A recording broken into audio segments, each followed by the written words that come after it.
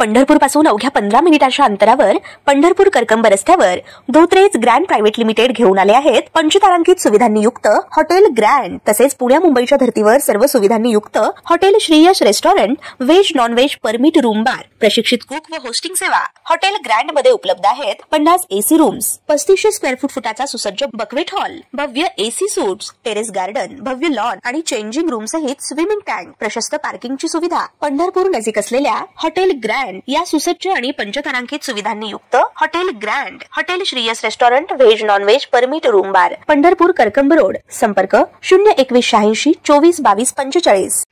ताज्या घडामोडी पाहण्यासाठी आमच्या YouTube चॅनलवरील PVR म्हणजेच पंढरी वार्ता या न्यूजला सबस्क्राइब करा आणि शेजारील बेल आयकॉनवर क्लिक करा।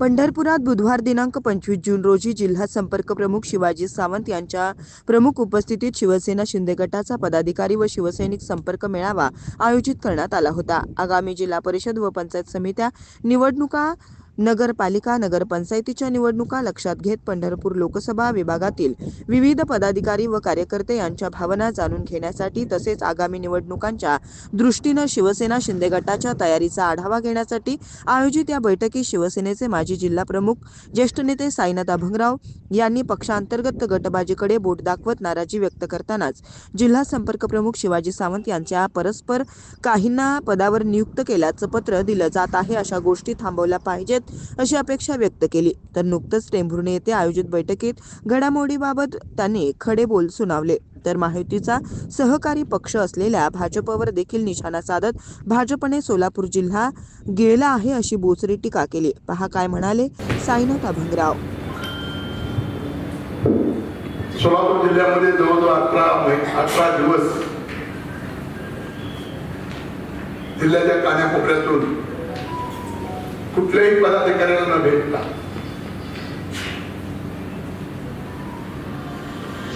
आणि संपूर्ण जिल्ह्यामधलं वातावरण काय तुम्ही बघितलं। वातावरण बघितल्यानंतर मी संपूर्ण 10 पाणी रिपोर्ट तयार केला। शिंदे साहेबांनी सांगितलं तुमच्यावर जबाबदारी काय नाही साहेब, 2 मिनिटं 2 दिवस थांबा, 15 दिवस थांबा, महिनाभर थांबा।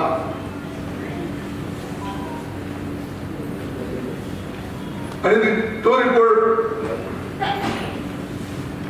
कशा पद्धतीनं शिवसेनेचे 30 जिल्हा परिषद सदस्य निवडून येतील, कशा पद्धतीनं 60 पंचायत समिती सदस्य निवडून येतील,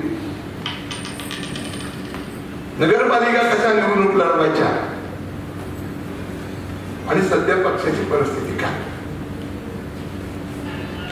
ही भूमिका त्या ठिकाणी मी मांडली। मूळ मी काल माड्याच्या त्या मीटिंगला जाऊन गेल्यानंतर त्यांना सुनावलं की नेम काय सांगतोय, अधिकृत काय सांगतोय। या जिल्ह्याला उपनेता म्हणून शहाजी बापू असू द्या, त्यानंतर या जिल्ह्याला संपूर्ण जिल्ह्याचा संपर्क प्रमुख शिवाजी सावंत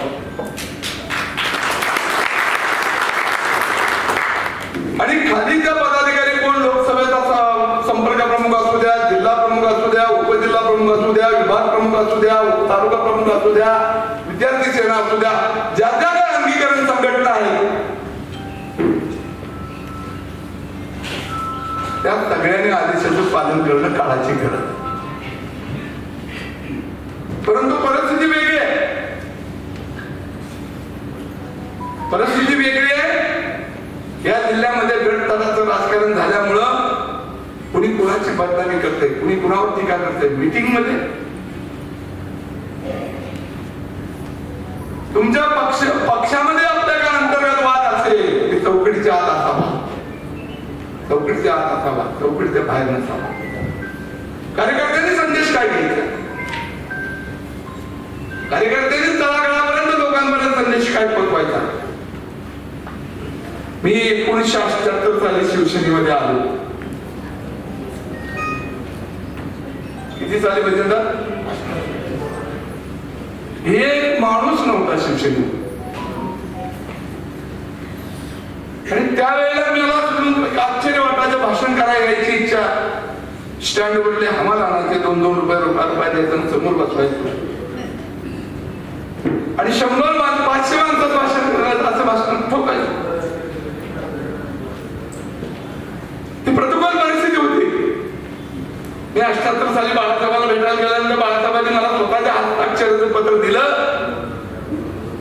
हे 1966 साली या जिल्ह्याला जिल्हा प्रमुख बाबुराव वडणे म्हणून नेमलेलं, बरोबर शिवाजीराव. 67 साली त्यांना हुडकून काढ आणि मग तुला शिवसेना उभी करावं लागेल. मग ते बाबुराव वडण्याला मराठी वस्तीमधून हुडकून काढला आणि सोलापूर त्याला हाताला धरून तो जिल्हा प्रमुख अधिकृत आहे. त्याच्या अंगावर कपडे नाही, बॅग नाही, काय नाही, पण मी कपडे घेऊन दिले आणि माझा मानाचा दगड लावलेला देव आहे असा सिरसावून मानून त्याला घेऊन जिल्ह्यातून फिरलो आणि माझ्या सोलापूर जिल्ह्यामध्ये शिवसेना उभी केली. त्यानंतर बाबुरावला राहू दे जिल्हा प्रमुख, मला साहेब काही पदाची गरज नाही, माझे एक पदाधिकारी नेमा, माझे ते पदाधिकारी नेमा. बाबुरावनं मी 4-5 वर्ष बाबुरावच्या पाठीमागे उभा राहिलो. जबरदस्तीने मला जिल्हा प्रमुख केलं बाळासाहेब. आठवत असेल शिवाजीरावला की साहेब सोलापूरला आले होते आणि साहेबांना म्हणलं माझे कार्यकर्ते भेटणार आहे, की लाईन उभा करतो, तुम्हाला बाहेर यावं लागेल. आणि साहेब सगळ्याला भेटताय, मला म्हणले तू आजपासून जिल्ह्याचं सूत्र हातात. तेव्हा मी या 4 जिल्हे, या जिल्ह्यामध्ये 4 आमदार दिले, 3 नगरपालिका दिल्या, 300 ग्रामपंचायत जिंकल्या, जिल्हा परिषद उपाध्यक्ष जिंकल्या, 3 ग्राम पंचायत समिती जिंकल्या. एक सूत्र का शिवाजीरावला माहित आहे, सगळे हाताखाली काम सगळे केलेले माझ्या बरोबर. तो मला सगळ्याला माहित आहे की कुठेही गट फोडून काढला, पक्षामध्ये गट केला असेल तर सोडणार. आणि अशा उद्देशाने आम्ही एक जीवाभावाने प्रतिकूल परिस्थितीमध्ये शिवाजीराव चव्हाण आम्ही काय परिस्थितीमध्ये हायला अपेक्षा करून संघटना वाढवली, संघटना बांधली. 3 वेळा मला तडीपार झाले. पक्षाचं काम करत असताना महाराष्ट्राचे मुख्यमंत्री शरद पवार होते. शरद पवारने मला 3 वेळा जिल्ह्यातून तडीपार केले. बेळगाव, कारवार, निपाणी, धारवाड संयुक्त महाराष्ट्र झाला पाहिजे. त्या चळवळीमध्ये मला 18 पोलिसांनी खात्या घातल्या. 4 त्या जेलमध्ये कोंडलं, पाणी मागितलं तर अंगावर मुतायचे आमचे. ही कठीण परिस्थितीमध्ये शिवसेना, फार प्रतिकूल परिस्थितीमध्ये शिवसेना होती. पण आज बघतोय उबाटाचे 6 जिल्हा प्रमुख, या गटाचे 7 जिल्हा प्रमुख, आणि कुणाला मिळणार नाही. म्हणून याच्याकडे दुर्लक्ष करायचं आहे कार्यकर्त्यांनी. आणि आपल्या गटागटातून, गावागावातून शाखा निर्माण करणं ही काळाची गरज. बीएलओ, सीएलओ, गटप्रमुख, बूथ प्रमुख आणि प्रत्येक वाडी व्यवस्थापर्यंत एकनाथ शिंदेच्या विचाराचा भगवा ध्वज लावण्याची आज काळाची गरज आहे. कुणी कुणाला पक्षात आणलं, पक्ष वाढत नसतो. कुणी किती जणांचा प्रवेश घेतला, पक्ष वाढत नसतो. स्थानिक कार्यकर्ता, फाउंडेशन कार्यकर्ता तळागाळापर्यंत पोहोचून आपली शाखा मजबूत करतो, आपलं गाव मजबूत करतो, त्याला शिवसेना. माझ्या काळात मी आले किती, गेले किती. मी भारत तालुक्याला शिवसेनेत घेतलं, मी वसंत काळ्याला घेतलं, कल्याणगाव काळ्याला घेतलं, मी अनेकाला घेतलं.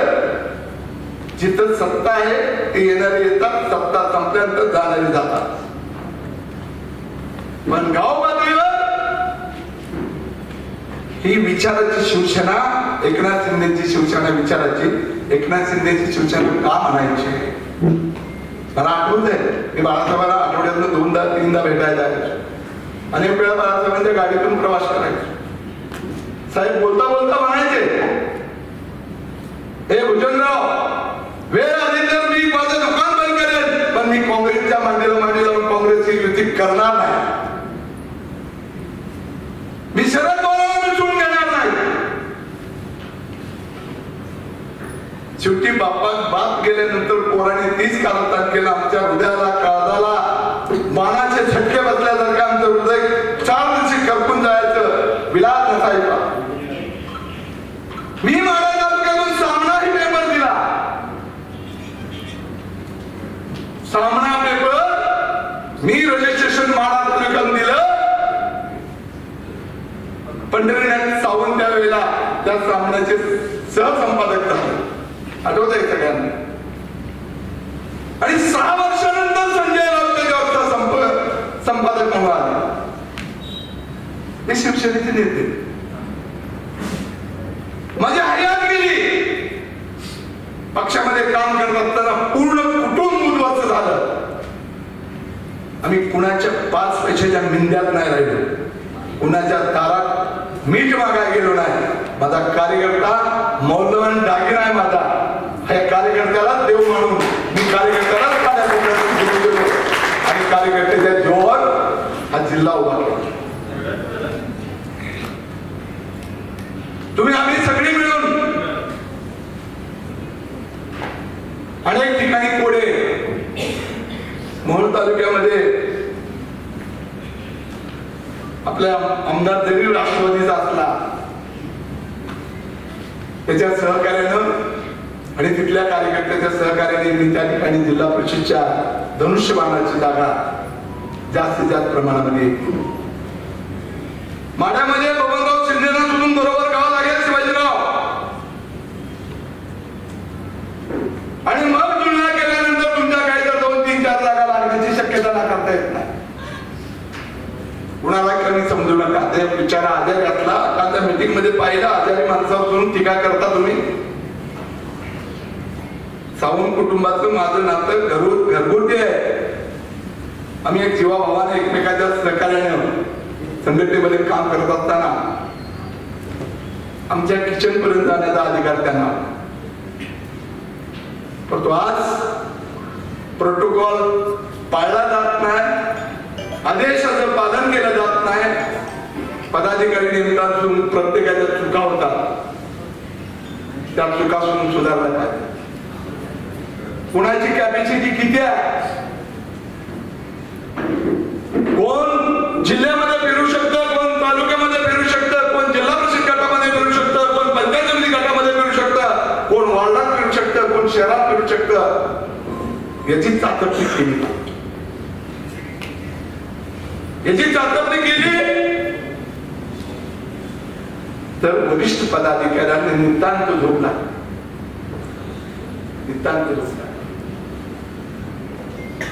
साईनाथ भाऊचा उद्योगा करतोय म्हणून त्याला मोठ्या पदावर टाकायचं मी कधीच आयुष्यात नेमणार नाही. कोळ्याचा तर पोरगायचे की मी जाती जातून कोळ्यात असून माझ्या कारकिर्दीमध्ये समाजाचा एकही माणूस नेमणारा. जो कार्य करतोय त्याला संधी द्या, जो कामानं पुढे जातोय त्याला पुढे घ्या.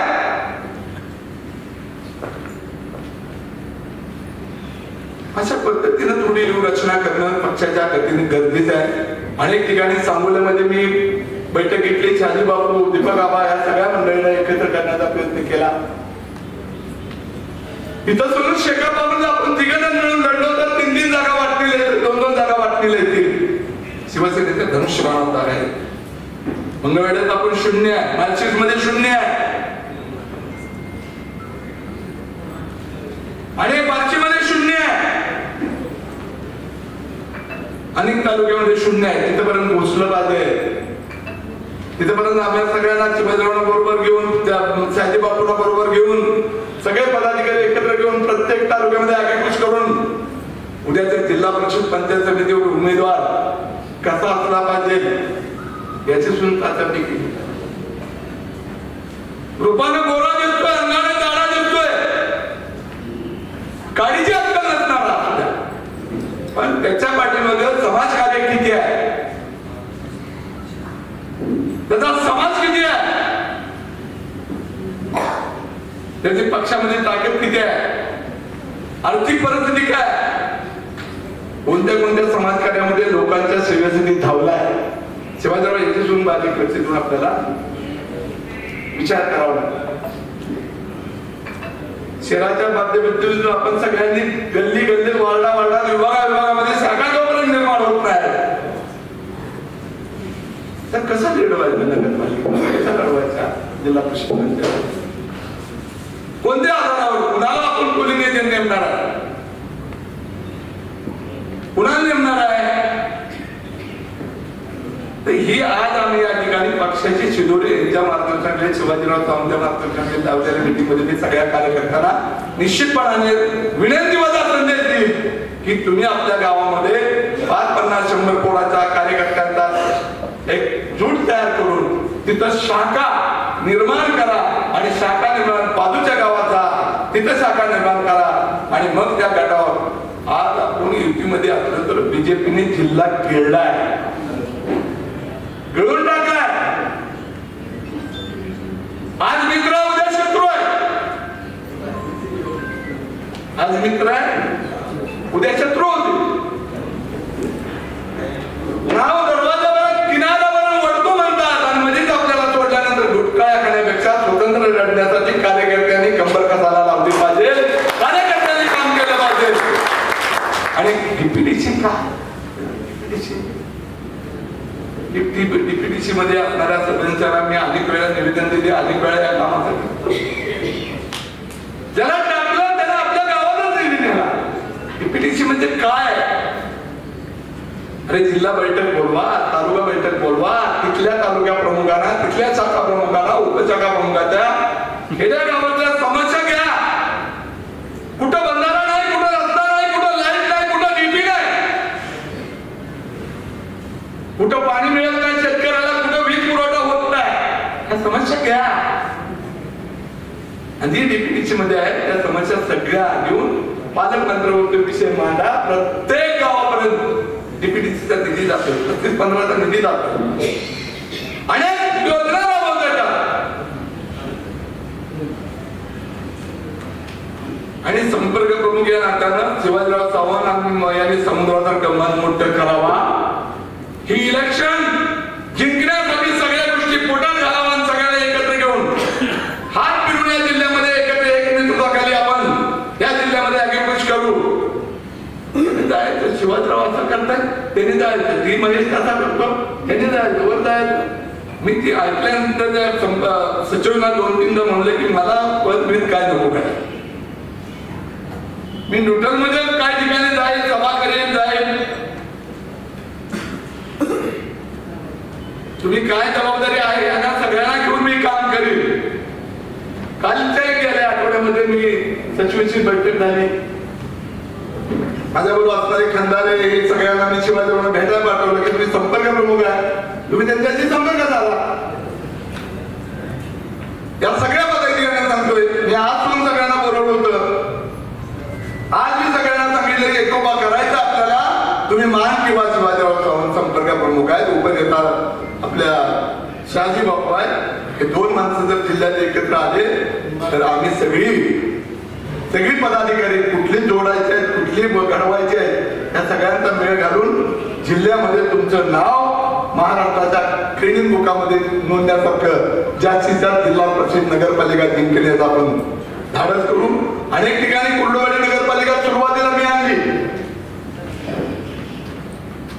आज 25 वर्ष ते नगरपालिकेवर भामा पडतोय. त्याला विचारायला त्या गल्ली गोळातून सुरणात आम्ही माहित आहे सगळी आम्ही यांच्या घरातच जेवत होतो. सगळे काय काय परिस्थितीमध्ये आज एकाचं टांगडे, एकाचं मुंडकं, एकाचा हात, एकाचा पाय ओढून नगरपालिकेवर नगराध्यक्ष बसवण्याचं काम करतोय. शिवाजीरावांनी जर बारीक लक्ष घातलं आणखी सगळे लोक यायचे इच्छुक आहेत, बरेच मंडळी यायचे इच्छुक आहेत आणि वनवे आपल्या विचाराची नगरपालिका आपण त्या ठिकाणी जाऊन निवडून आणू शकतो. आता डीसीएम सांगतात, डीसीएम मध्ये महाराष्ट्राचे या पक्षाचे पक्षप्रमुख सांगतात की कोणताही पदाधिकारी खाली निवडू नका, तुम्ही संपूर्ण संपर्क प्रमुख उपनेता या दोघांची बैठक घेऊन ते पदाधिकारी निवडी करा. पण इकडे खिरापतच चालू आहे. मी काल मिटिंगला गेलो, 20-22 जणांना पत्र आहे, काय चाललंय? तुम्ही संपर्क प्रमुखाचा विचार घेतला का? तर तो नेम काय कुठलं काही गोष्टी मीटिंग मध्ये देखील एखाद्या शिवाजीराव चव्हाण जिल्ह्याचे संपर्क प्रमुख आहेत, त्यांना कोणी पक्षाने नेमले असेल, ज्या लोकसभेचे संपर्क प्रमुख, त्यांनी देखील शिवाजीराव चव्हाण त्यांचा आदेशाचं पालन केलं पाहिजे. सगळ्या जिल्हा प्रमुखांनी आदेशाचं पालन केलं पाहिजे. आणि पक्षाची तुम्हाला राहणार देत नाही का माहिती कुठं माझ्या दारावर दारा धरा किंवा माझ्या कारखान्यावर वाचणगिरी करा असं काय म्हणत नाही. पक्षाच्या चौकटीतलं काम करायला सांगत असताना पक्षाचे निरीक्षक, पक्षाचे लोक जर लक्ष घालत नसतील काय व्हायचं या जिल्ह्याचं, कसं करायचं या जिल्ह्याचं. आमच्या सरकार पश्चाताप होतोय का असं वाटायला लागलं. म्हणून मी सगळ्यांना विनंती करतो, प्रत्येक गावपर्यंत शाखा निर्माण करा, विभाग प्रमुख विभागापर्यंत जावा, पोचा. तर उद्या आपल्याला ताकद कळेल. पंचायत समितीमध्ये 7 गावामध्ये 7 शाखा असल्यानंतर 50 कार्यकर्ते, 50 गुणिले 5 म्हणजे 250 गुणिले म्हणजे सगळ्या 7 गावाचा हिशेब केला तर आपण जवळजवळ 3, 4, 5, 6 हजार मतं घरात असल्यासारखे वाटतात. आणि या गणिताप्रमाणे जर आपण लढायला सुरुवात केलं तर भविष्य काळामध्ये जिल्हा परिषद पंचायत समितीमध्ये अकेला जर लढायची वेळ आली तर आपल्या जास्तीत जास्त जागा निवडून येतील. तुम्हाला डोळ्यात तेल घालून गाव गणित चांगला, त्याच्या मागे माणसाचा विचार आहे, मताचा गट्टा आहे, अशाला शाखा प्रमुख बनवा. 2 पावलं आपण मागे घ्या आणि याच्या मागे गाव अर्धा आहे त्याला शाखा प्रमुख करा. अशी सगळ्यांनी संपर्क प्रमुखांना विचार विनंती करा आणि शाखा निर्माण करा. जय हिंद, जय महाराष्ट्र.